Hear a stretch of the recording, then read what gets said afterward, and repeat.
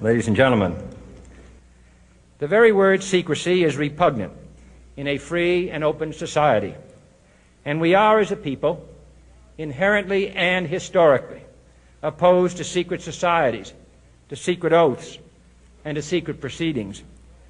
We decided long ago that the dangers of excessive and unwarranted concealment of pertinent facts far outweighed the dangers which are cited to justify it.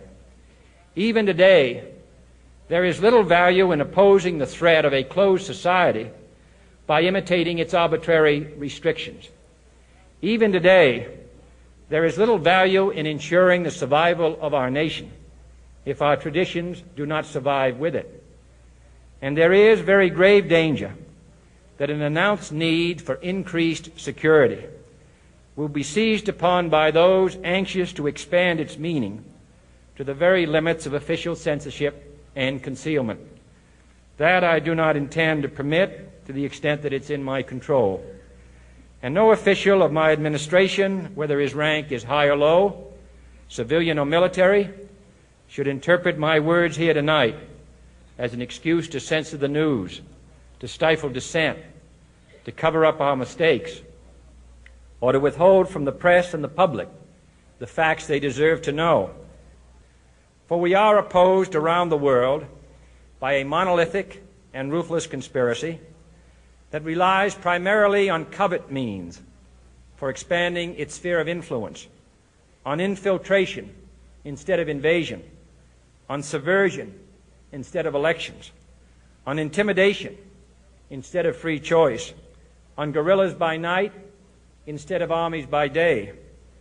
It is a system which has conscripted vast human and material resources into the building of a tightly knit, highly efficient machine that combines military, diplomatic, intelligence, economic, scientific, and political operations.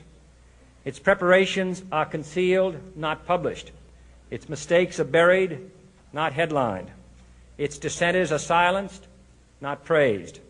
No expenditure is questioned, no rumor is printed, no secret is revealed. No president should fear public scrutiny of his program, for from that scrutiny comes understanding, and from that understanding comes support or opposition, and both are necessary.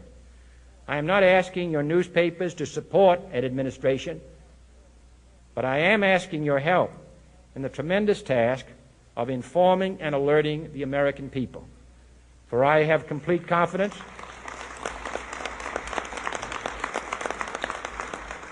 in the response and dedication of our citizens whenever they are fully informed. I not only could not stifle controversy among your readers, I welcome it. This administration intends to be candid about its errors. For as a wise man once said, an error doesn't become a mistake until you refuse to correct it. We intend to accept full responsibility for our errors, and we expect you to point them out when we miss them. Without debate, without criticism, no administration and no country can succeed, and no republic can survive. That is why the Athenian lawmaker Solon decreed it a crime for any citizen to shrink from controversy. And that is why our press was protected by the First Amendment, the only business in America specifically protected by the Constitution, not primarily to amuse and entertain, not to emphasize the trivial and the sentimental, not to simply give the public what it wants, but to inform, to arouse, to reflect, to state our dangers and our opportunities, to indicate our crises and our choices, to lead, mold, educate, and sometimes even anger public opinion. This means greater coverage and analysis of international news, for it is no longer far away and foreign, but close at hand and local. It means greater attention to improved understanding of the news, as well as improved transmission.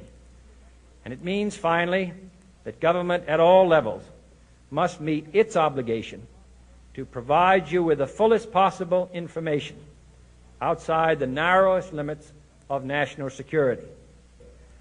And so it is to the printing press, to the recorder of man's deeds, the keeper of his conscience, the courier of his news, that we look for strength and assistance, confident that with your help, man will be what he was born to be, free and independent.